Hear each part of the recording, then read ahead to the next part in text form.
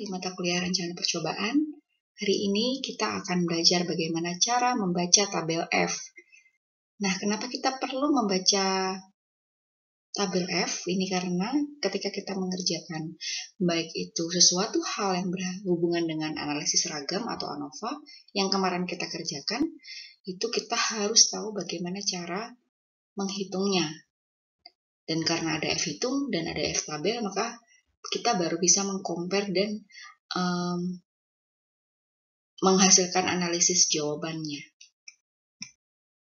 Tabel F sendiri fungsinya sebenarnya tidak hanya untuk ANOVA aja, tetapi juga untuk pengujian yang lain, misalnya adalah uji regresi linier, gitu. Tapi yang umum digunakan ini adalah untuk ANOVA, atau biasa disebut juga analisis ragam, kemudian ANARA, kemudian sidik ragam, itu sebenarnya sama aja untuk semuanya. Karena cara membaca tabel F ini adalah bagian dari pelengkap kita untuk mengerjakan RAL atau RAK faktorial, maka di sini saya memberikan contoh tabel yang kemarin kita sudah hitung ya. Kalau yang belum tahu nanti silahkan diklik bagaimana cara membuat tabel ini gitu. Ini adalah tabel yang kita buat pada saat RAK faktorial. Jadi di sini ada sumber keragaman, kemudian ada derajat bebas, kemudian ada jumlah kuadrat, kuadrat tengah, F hitung dan F tabel. Semuanya ini kita hitung ya. Kemudian kita harus mengcompare atau membandingkan antara F hitung dengan F tabel yang ada di tabel. Tabelnya dari mana sih? Tabelnya ada di Google. Kalau misalkan suka cari aja F tabel gitu ya. F tabel sendiri ada dua macam signifikansi, tapi yang umum kita gunakan adalah signifikansi 95%, yaitu 0,05. Kemudian setelah dicari, jadi cari aja di Google tabel F 0,05 gitu ya. Nah, kemudian kita cari DF1 dan DF2-nya sesuai dengan F hitung sumber keragaman yang dicari. Jadi contohnya, kalau misalkan tabel ini sudah ketemu ya, tentu sangat mudah ya. Misalkan kita ingin mencari berapa sih F tabel pada ini, kelompok ini ya. Nah, cara menghitungnya adalah kita DF1-nya dicari. DF1 itu adalah derajat bebas dari sumber keragamannya. Misalnya kelompok ini, maka ini 2 DF1-nya. Kemudian DF2-nya adalah galat. Gitu. Jadi, kalau misalkan mau mudah, kita next aja ya. Jadi contohnya di sini adalah 3,4 ya. F tabelnya 3,4. Kita hitung di sebelah. Nah, di sini adalah salah satu contoh tabel uji F. Di sini sudah kelihatan alfanya atau signifikansinya 0,05 ya. Jadi ini tabel F yang tepat sesuai dengan yang kita mau ya. Dan di sini kita bisa lihat ada kolom-kolom DF1, kemudian ada barisnya namanya DF2.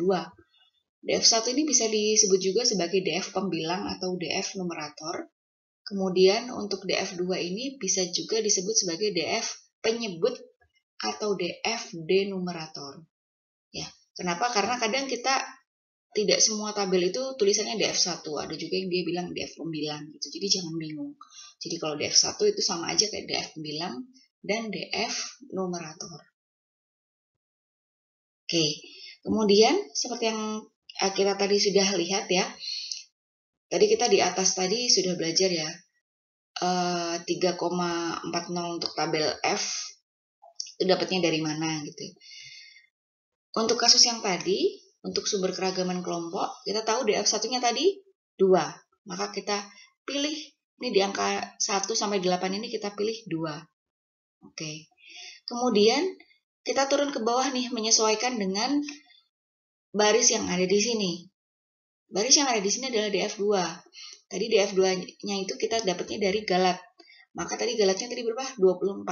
Kalau 24 kita harus search sampai ke bawah sampai dia angka yang ke 24. Nah, ini adalah lanjutan tabel tadi. Jadi kalau kita search ke bawah ketemulah angka 24 atau galat yang tadi kita hitung DF-nya ya.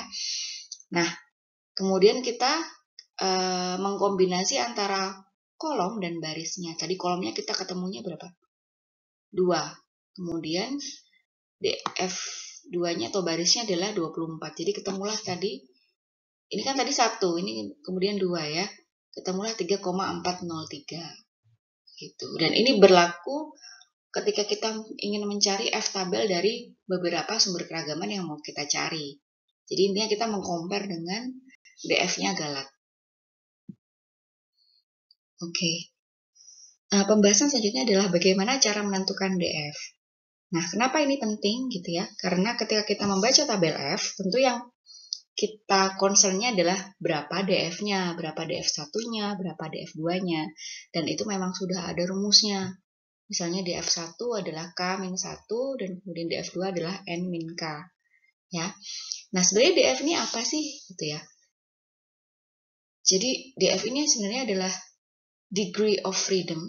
Ya, itu singkatan dari degree of freedom atau disebut juga derajat bebas atau derajat kebebasan. Beberapa literatur menyebutnya sebagai DB, bukan DF, tapi sebenarnya itu sama aja. Oke.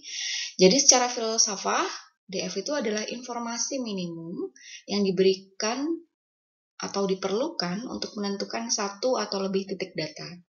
Dalam artian, secara logika, ketika kita punya sekian titik data, maka yang kita bisa ambil secara acak itu hanyalah sekian dikurangi 1.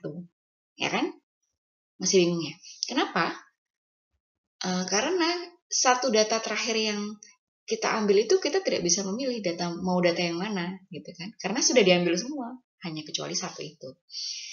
Atau contoh lain kita bisa mengandaikan, misalkan kita punya 3 bola dengan warna yang berbeda dan ditempatkan pada satu kotak hitam secara acak. Kita nggak tahu bola mana yang kita ambil. Pada pengambilan pertama kita ternyata keambillah bola warna biru. Pada pengambilan kedua terambillah itu bola warna coklat. Nah, pada pengambilan ketiga kita nggak bisa milih kan, kita mau bola yang mana, karena pasti bola merah yang akan diambil, karena cuma ada 3 bolanya, ya kan? Jadi sebenarnya kenapa banyak literatur yang bilang DF itu untuk yang DF1 itu K-1 atau jumlah data dikurangi 1 atau jumlah variabel dikurangi 1 ya, maaf. Itu karena basicnya dari situ. Nah, kalau di slide yang tadi, taruhlah datanya adalah data heterogen ya, jadi mudah hanya dikurangi 1. Tapi akan lebih complicated kalau datanya ternyata dia berkelompok, ya, atau perlakuannya banyak. Karena kan pengalinya jadi banyak ya. Saya contohin. Contohnya misalnya, kita punya 15 data nih. Oke, 15 data ini ternyata nggak langsung semua 15 itu yang kita hitung, tetapi data itu ternyata ada pengelompokannya nih. Oke, kita punya 3 kelompok besar. Taruhlah kelompok data 1, kemudian kelompok data 2, dan kelompok data 3, yang masing-masing isinya ada 5 data di situ. Ya. Nah, bagaimana cara menghitung DF untuk hal ini? Gitu. Tentu caranya adalah dengan setiap kelompok data ini, misalnya kelompok data 1 ini, baru dikurangi 1 isinya. Jadi misalnya data 1 ini ada 5, dikurangi 1, 4. Kemudian data 2 ada 5, dikurangi 1, 4. Kemudian data 3 dikurangi 1, 4. Jadi akhirnya cara menghitungnya adalah 4 ditambah 4 ditambah 4. Atau sama dengan 12. Atau cara menghitungnya lagi adalah berarti apa? 3 dalam kurung 5 dikurangin 1. Karena isi di dalam kelompok itu adalah 5, kemudian dikurangi 1 untuk menghitung DF-nya. Makanya ketemulah 12. Nah, ini baru data yang berkelompok ya tentunya. Akan lebih complicated lagi, kenapa DF Galat itu rumusnya A dikalikan B dikalikan R-1. Itu basicnya dari situ. Gitu ya. Mengapa hitungannya jadi banyak sampai, kalau tadi sampai 24 gitu ya. Itu sama DF-nya, cara perhitungannya gitu. Jadi sampai sini paham ya, kira-kira?